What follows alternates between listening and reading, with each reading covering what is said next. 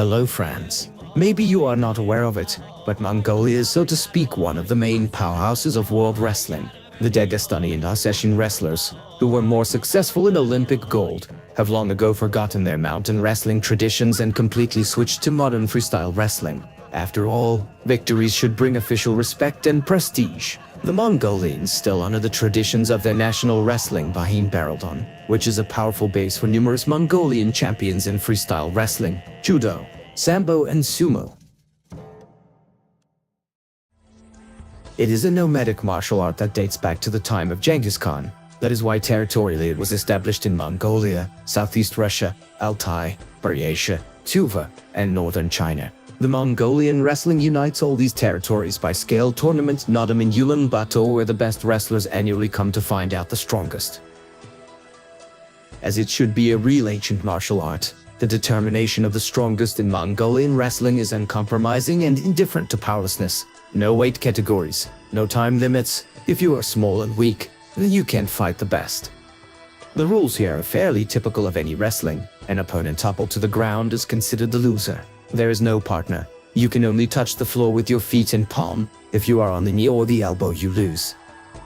But the main distinctive feature of Mongolian wrestling is the equipment of the participants. There are no typical wrestling tights for modern types of wrestling. Wrestlers' underpants have a rigid frame for grappling. A shortened jacket is slung over their shoulders and tied with a rope on their stomach, which is a reliable rest for grappling and power blasts for throwing from any position. In some ways, these fighting conditions are similar to judo and sambo, but with their own national chips. Thanks to their specific equipment, at any moment the strong wrestler can lift an opponent by an elastic band on his underpants and bounce him in his arms like a baby, twisting him to the ground as if the poor guy accidentally fell down from the 9th floor on the roof of the staircase. Often such competitions are held in an open field, where a successful throw can be perfectly felt with lungs sticking to the spine and the brain beaten to a state of mashed potatoes. Bahin Baraldon is the most popular national sport of Mongolia.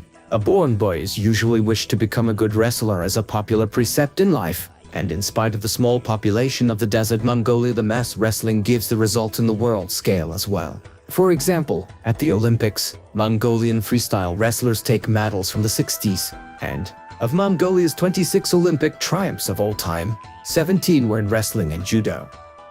The wrestling craze at all social and territorial levels has given rise to a whole system of tournaments, from village competitions to national and supranational tournaments. Serious tournaments are held in summer and in the open field, where national tents for fighters and judges are stretched.